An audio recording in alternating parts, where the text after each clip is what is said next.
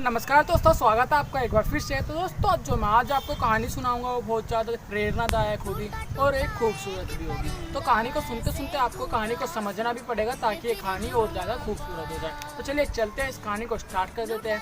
दोस्तों, जो एक कहानी होती है, ये कहानी एक गाँव से स्टार्ट होती है।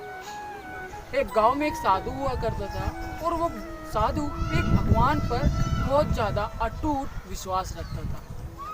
भगवान पर विश्वास करता था, उनकी पूजा पाठ करता था और उन जाप तपस्या किया करता था। इस बात को देखकर गांव वाले भी प्रसन्न थे और उस साधु की इज्जत किया करते थे। तो एक बार क्या हुआ, उस गांव में भीषण बाढ़ आ गई। बाढ़ के आकर चारों तरफ पानी भर गया। चारों तरफ पानी दिखने लगा, इधर उधर जहाँ पे भी देखे वहाँ पर पानी भरने लगा। इस बाढ़ को देखकर बचने के कारण गाँव वाले ऊंची इमारत के तरफ भागने लगे।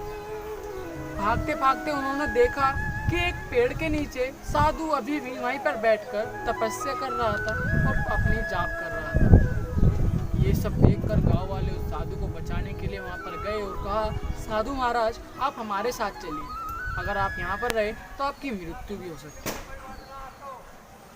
तो साधु महाराज ने कहा, नहीं, मैं नहीं आऊँगा, मुझे तो मेरा भगवान बचाएगा।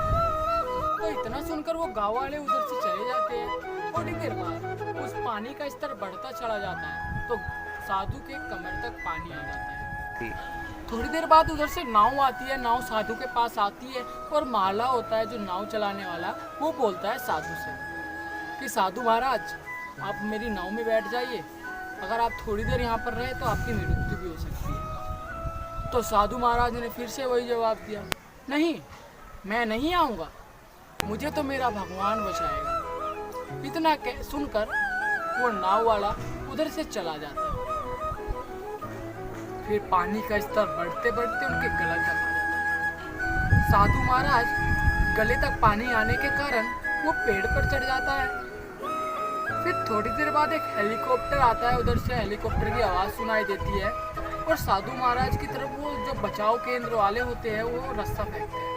साधु महाराज से कहते हैं, महाराज जी, आप इस रस्सी को जोर से पकड़ लीजिए, आपकी जान बच जाएगी।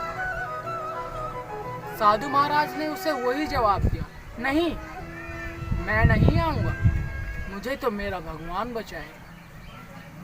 इतना कहकर और इतना सुनकर वो हेलीकॉप्टर भी उधर से चला जाता है। थोड़ी देर बाद बाढ़ का स्तर बढ़ जाता है, हवाएं चलने लगती है, जिसके कारण पेड़ टूट जाता है और उस साधु की वहीं पर मृत्यु हो जाती है। तो मृत्यु होने के कारण वो साधु स्वर्गलोक पहुंच जाता है। स्वर्गलोक में जाके साधु भगवान से कहता है, हे भगवान, मैंने आपकी इतनी तपस्या की, इतनी पूजा पाठ किया, इतना जाप किया, सच्चे मन से आपको याद किया, आपने मेरी जान बचाने क्यों नहीं आए महाराज, क्यों नहीं आए भगवान? तो भगवान जी ने उसे उत्तर दिया और कहा, मैं तुम्हारी रक्षा करने के लिए आया था। एक बार नहीं, तीन बार आया था। सबसे पहले मैं ग्रामीण के रूप में आया, उसके बाद एक नाव वाले के रूप में आया, फिर तीसरी बार मैं तुम्हें बचाने हेलीकॉप्टर के रूप में आया, बचाव केंद्र के रूप में आया, लेकिन तुमने मेरी एक न सुनी और अपने भगवान को याद करते रहे। मैं आता हूँ लेकिन किसी के रूप में। भगवान ने उसे सारी बात बताई कि मैं आता था लेकिन किसी के रूप में। तो इतना सुनकर साधु महाराज भगवान जी से माफ़ी मांगने लगता है। माफ़ी मांगने के बाद वो भगवान से माफ़ी।